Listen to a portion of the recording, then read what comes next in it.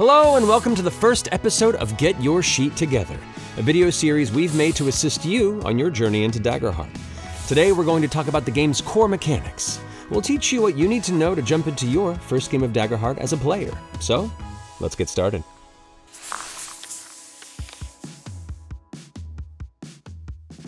Whenever you do something in the narrative that could have consequences, such as leaping across a chasm, deceiving a bounty hunter, casting a complicated spell, or attacking an adversary, you'll make an action roll.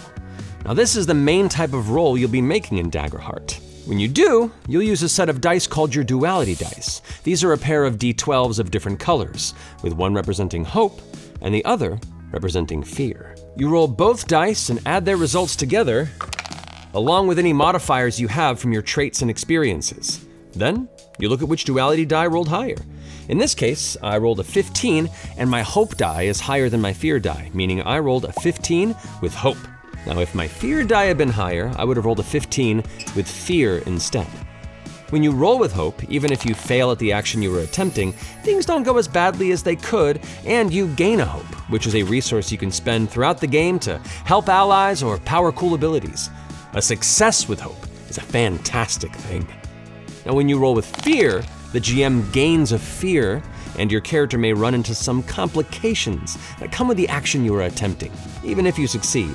A failure with fear is an ominous portent indeed, for the GM gets a fear and the consequences of failure arise.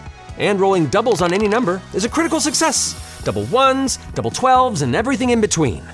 On a critical success, you succeed spectacularly, and you'll also gain a hope and clear a stress. There are also a few other types of rolls you should know about in Daggerheart. Damage rolls occur when you succeed on an attack against your opponent, whether weapon or spell. Add all of your damage dice together along with any modifiers, and deal that much damage to your target. Reaction rolls are made as a response or a reaction to dangerous events as dictated by the GM.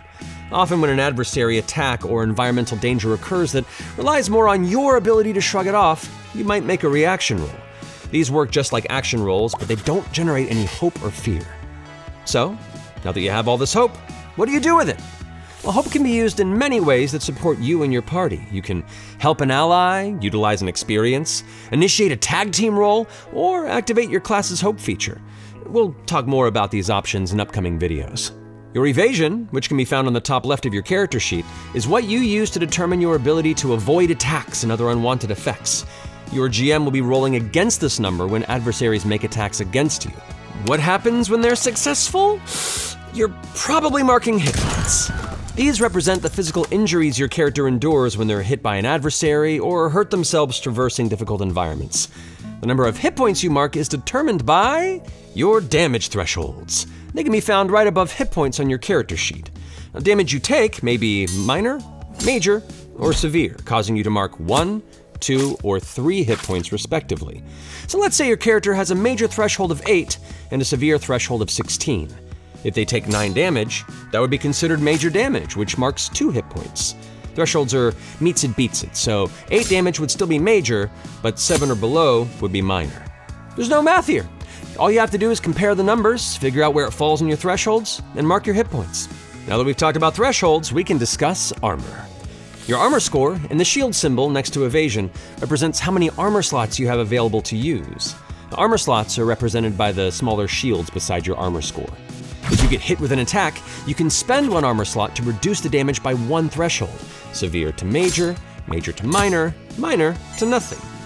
Now you can only spend 1 armor slot per incoming damage, so you might not be able to avoid all the damage, but it will help. When it's time for you to attack, how do you know who you can hit? Daggerheart measures most distances by range. These are approximate distances that help to give everybody a sense of where things are in your environment. There's melee, if you're using minis, they're touching. Very close, or the short side of a card. Close, or the length of a standard number 2 pencil. Far, or the length of a piece of paper. Very far is anything longer than a sheet of paper. And out of range, something that's typically too far away to be targeted. Next, let's talk about the stress mechanic. It represents your character's mental and physical strain. Some spells and abilities will require you to mark a stress to use them, and the GM might inflict stress as a consequence for dangerous actions. If you are ever forced to mark 1 or more stress but your slots are full, you must mark 1 hit point instead. In a fight, you're almost certainly going to get a little hurt. But don't worry, you can use downtime to recover hit points and stress you may have taken on your journey, so you'll be right as rain for your next encounter. During a short rest, you can swap domain cards into your loadout and then choose 2 options. Tend to wounds, which helps you heal hit points, clear stress, which removes some of your stress, repair armor, which gets you back some of your armor slots, or prepare, which gains you hope.